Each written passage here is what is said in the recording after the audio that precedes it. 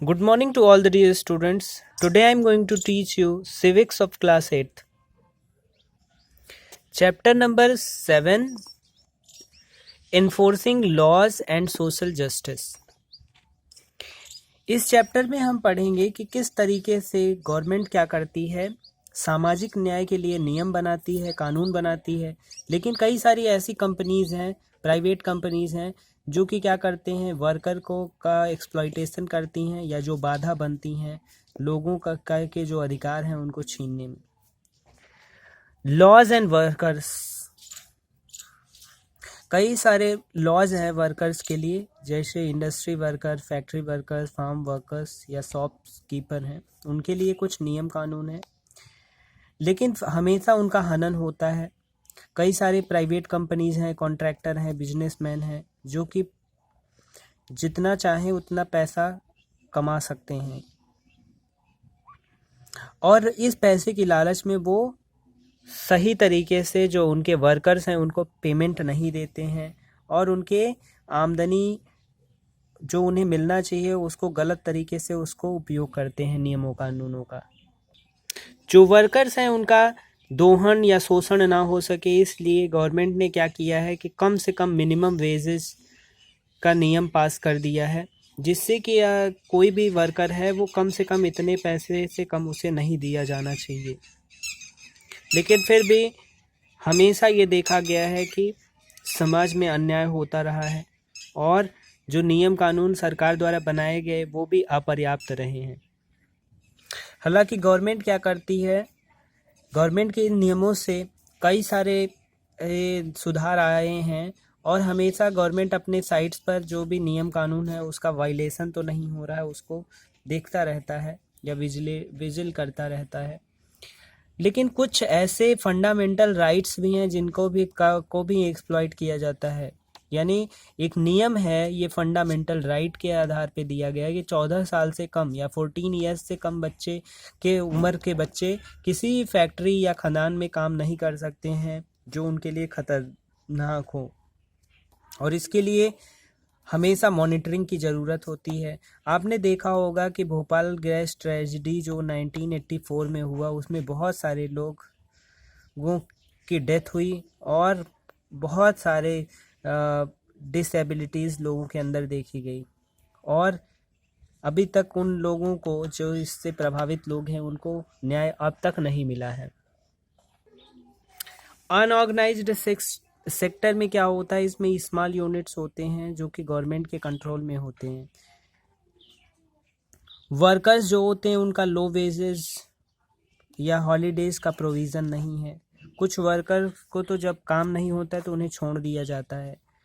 अगर हम इसी तरीके से दोनों सेक्टर को करें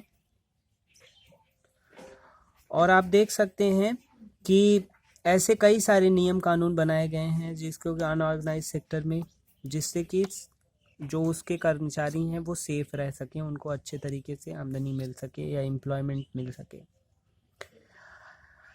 ऑर्गेनाइज्ड और अनऑर्गेनाइज्ड सेक्टर में अगर हम कंपैरिजन करें तो देखिए हमेशा हमें देखने को मिलता है कि 5 से 14 साल के बच्चे यानी 5 to 14 ईयर्स के बच्चे जो हैं वो बहुत सारे कार्य करते हैं या उन्हें बहुत मजदूरी उनसे कराई जाती है, जो कि कॉन्स्टिट्यूशन में जो फंडामेंटल राइट है उसका हनन किया जा रहा है, उसको एक्सप्लॉइट किया जा रहा है। बच्चों को ढाबा में, टी शॉप्स में डोमेस्टिक सर्वेंट के रूप में रखते हैं। No child below 18 age can be employed in factories and hazardous employment. यानी कॉन्स्टिट्यूशन में भी ये कहा गया है कि 14 साल से कम बच्चे यानी 14 ईयर से कम के उम्र के बच्चे जो कोई भी ऐसा काम उनसे फैक्ट्रीज में या फिर जो उनके लिए खतरनाक कार्य उनसे नहीं कराया जा सकता।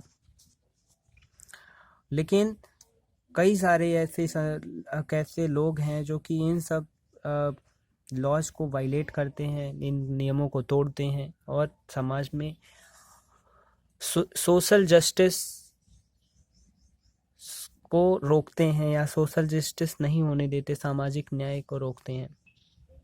अब आप देख सकते हैं इसी तरीके से 1984 में 2 दिसंबर 1984 टू दिसंबर 1984 में क्या हुआ कि वर्ल्ड की जो सबसे बेकार ट्रेजेडी, इंडस्ट्रियल ट्रेजेडी हुई, जिसमें 8,000 से ज़्यादा लोग मारे गए।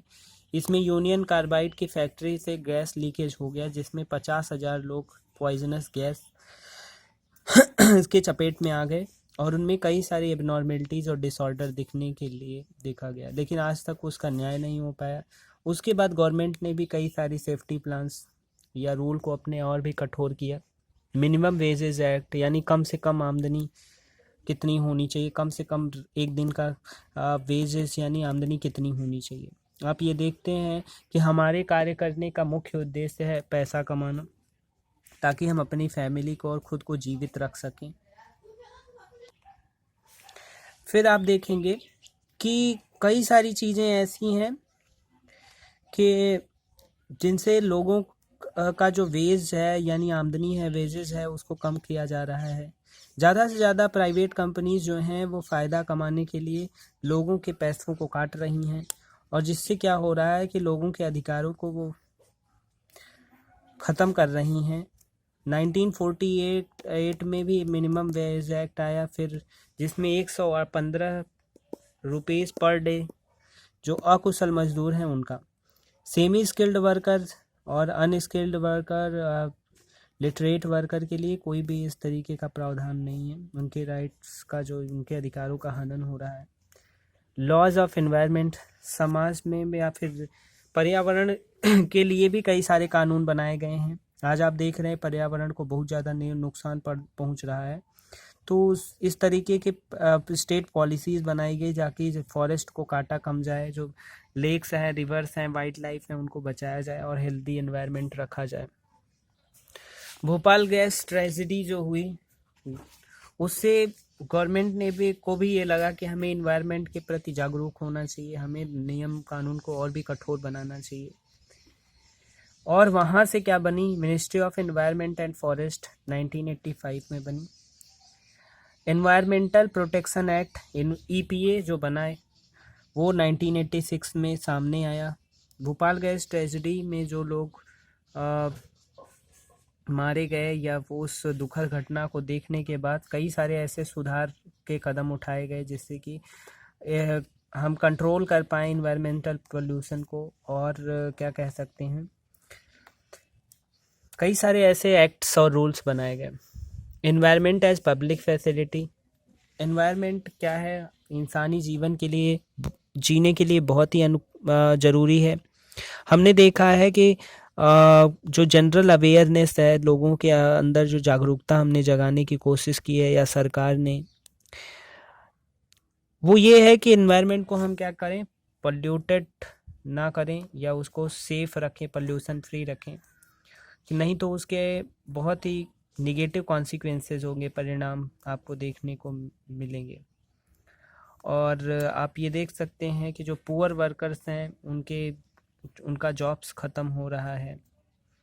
और आप इस तरीके से देखते हैं कि हम अगर पब्लिक फैसिलिटीज़ अगर बढ़ाएंगे तो जिससे इन्वायरमेंट को फ़ायदा होगा और हम एक अच्छे इन्वायरमेंट में रहेंगे।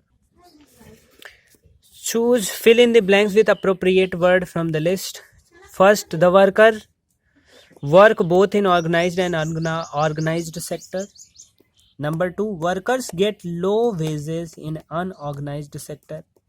Third, environmental pollution has been a major cause of concern.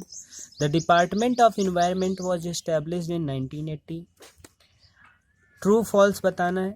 Law are body of rules and regulation. True है। People work in unorganized sector because of poverty. True है। Workers prefer to work in organized sector. True है। The Minimum Wages Act are passed in 1948. True है। A clean environment is not necessary for our survival. False है। यानी शुरू के चारों true हैं, last वाला फॉल्स है। इसी के साथ ये चैप्टर कंप्लीट होता है। Thank you so much.